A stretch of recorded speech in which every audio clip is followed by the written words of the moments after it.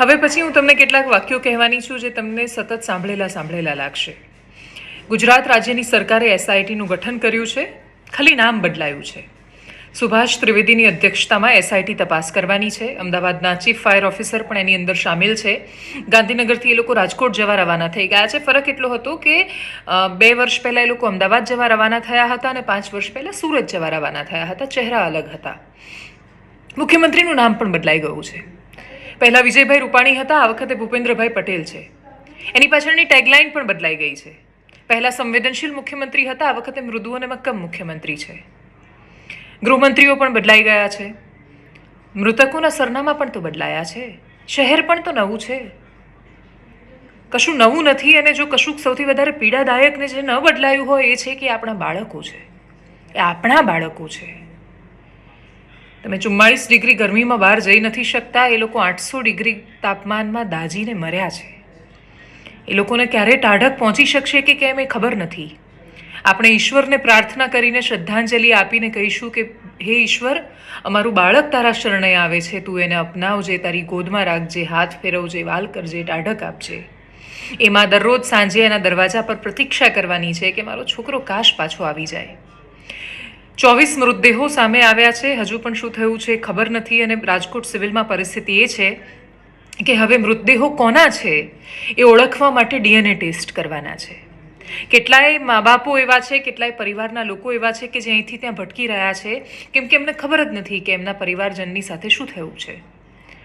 ગોંડલની આજુબાજુના લોકો છે. હાલ પ્રાથમિક દ્રષ્ટિએ એવી માહિતી સામે આવી છે. પ્રોબ્લેમ શું હતો તો પ્રાઇમા ફેસી કહ્યું કે ભાઈ એનઓસી જ નહોતી એની પાસે. તો પણ એનઓસી નહોતી તો એ ચાલુ કેવી રીતે થયું એનો કોઈની પાસે જવાબ નથી. રૂટીન છે ને. તો તક્ષશિલામાં એ ક્યાં ખબર હતી કે ઉપર કેમનો શેડ બની ગયો છે.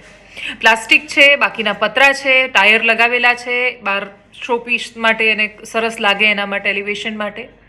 એ કેમ લગાવ્યા અને શું કામ ફાયર એક્સટિંગ્યુશર નહોતા લાગ્યા જે 12 શોપીસ માટે પડ્યા હતા અને તોય તમે એને પરવાનગી આપી દીધી? એનો જવાબ નથી કોઈની પાસે. તો તક્ષશિલાનો 5 વર્ષે ક્યાં મળ્યો?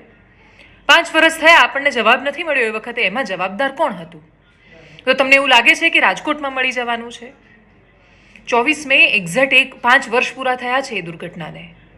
5 વર્ષ થયા પછી પણ આજે આપણી પાસે ન્યાય નામે શબ્દ નથી. આપણે એના પછી મોરબી જોયું. 150 બાળકોને મરતા જોયા છે, લોકોને મરતા જોયા છે, એમાંથી બહાર નીકળતા જોયા છે.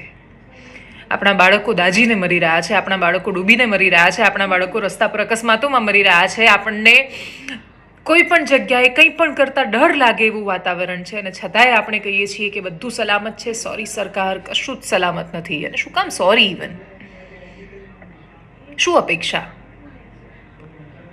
કાશ ટેગલાઇન બદલવાથી મુખ્યમંત્રી ખરેખર સંવેદનશીલ કે મક્કમ બની શકતા હોત. કાશ એમનું પીઆર સંભાળતા લોકો લખતી વખતે એવું કહેતા હોત કે નહીં, અમે લખી રહ્યા છીએ તો અમે કશુંક બદલીશું. પ્રાથમિક દ્રષ્ટિએ જેટલી પણ માહિતી સામે આવી છે, કેમ કે એક્ઝેક્ટલી શું થયું, શું કારણ હતું, એ તો બધું આવતા આપણને ખાસો સમય લાગી જશે ને જ્યારે આવશે ત્યારે કાં તો આપણે બીજી કોઈ દુર્ઘટનાની ચર્ચા કરતા હશું. કમનસીબે છેલ્લા 5 વર્ષમાં આપણે બાળકો ગુમાવ્યા અને આપણી પાસે કોઈ જવાબ નથી. एक हिंदी शेर હતો કે દરવાજોं પર સિર્ફ નામપટ બદલે હૈ, અંદર કી પદ્ધતિयां वैसी की वैसी है. એક્ઝેક્ટલી અત્યારે અહીંયા એ સાબિત થયું છે. સચિવાલયમાં અધિકારીઓના એડ્રેસ બદલાયા, એક કેબિનથી બીજી કેબિનમાં ટ્રાન્સફર થયા, ગુજરાત રાજ્યની પદ્ધતિ ન બદલાઈ, રૂપિયા ખાઈને પરમિશન આપતી સિસ્ટમ ન બદલાઈ, ક્યારેય એ બાળકમાં પોતાનું બાળક જોઈ શકે એવી કોઈ સંવેદના કોઈની અંદર ન આવી. અને છતાંય હજુ શું થવાનું છે લખીને આપું તમને. કોઈ અધિકારી આની અંદર મોટો અધિકારી જવાબદાર સાબિત નહીં થાય. ક્યારેય તમે મ્યુનિસિપલ કમિશનરને પૂછી જ નહીં શકો અથવા એ જવાબ આપવા માટે બાધ્ય જ નહીં બને કે એને ડિસમિસ નહીં કરાય. સસ્પેન્ડના નાટક નહીં દોસ. સમજીએ છીએ હવે તો. ખાસા વર્ષો થઈ ગયા પત્રકારત્વમાં, કથિત પત્રકારત્વમાં, કે જ્યાં દરેક વખતે ગિદ્ધની જેમ મૃતદેહો જોવા માટે અને પછી એને ચૂંથીને એની ઘટનાઓ કહેવા માટે મજબૂર બનવું પડે છે. જાણે આ જ જિંદગી થઈ ગઈ છે. છેલ્લા 5 વર્ષથી તો એટલીસ્ટ આ જ કરી રહ્યા છીએ. આજે એક માણસ જાય, કાલે બીજો માણસ જાય, પણ પરિવર્તન નથી આવતું. અને જ્યાં સુધી એ પરિવર્તનની, અને બીજું આજે નથી અપેક્ષા. તક્ષશિલા વખતે તો અપેક્ષા હતી મને, નવું એવું લાગતું હતું કે બધું બદલાઈ જશે અને ક્રાંતિ થઈ જવાની છે. એ ભ્રમ તૂટી ગયા છે સિસ્ટમ પરથી. એક ભરોસો આવી ગયો છે કે આ દેશમાં, આ દેશના નાગરિક સિવાય કોઈ કશું નથી બદલી શકતું. પણ આ તો એ નાગરિકો છે કે જે આજે જ્યારે અમારા પત્રકારે વાત કરી ત્યારે કશું જ નહીં, ખાલી માવો ખાતા ખાતા જોવા આવ્યા હતા. સોરી રાજકોટના નાગરિકો, સોરી. અમુક ઘેટાઓ, જનરલાઇઝ ન કરું તો પણ આ તમાશો જોવાની વસ્તુ નથી કે ના આ સરકારના બચાવમાં ઉતરી જવાની વાત છે. આ તો પ્રશ્ન કરવાનો સમય છે. તમારી આંખોના ખૂણા ભીના નથી થતા, તમારી અંદરની સંવેદનાઓ તમને પ્રશ્ન કરવા માટે મજબૂર નથી કરતી, તમને એ વિચાર નથી આવતો કે ચહેરાઓ બદલાઈ જાય છે પણ છતાંય કશું કેમ નથી બદલાતું. તો તમને ખબર બધું બદલાયું. મુખ્યમંત્રી આવીને ગયા, અધિકારીઓ આવીને ગયા, નેતાઓ આવીને ગયા. શું નથી બદલાયું ખબર છે? તમારો ને મારો સ્વભાવ, સ્વીકારી લેવાની વૃત્તિ, એડજસ્ટ થઈ જવાની ને દરેક વખતે અનુકૂળ થઈ જવાની વૃત્તિ જે આપણી અંદર ઘૂસી ગઈ છે ને કે આમ જ ચાલે, એ આપણને ઘેટા બનાવે છે.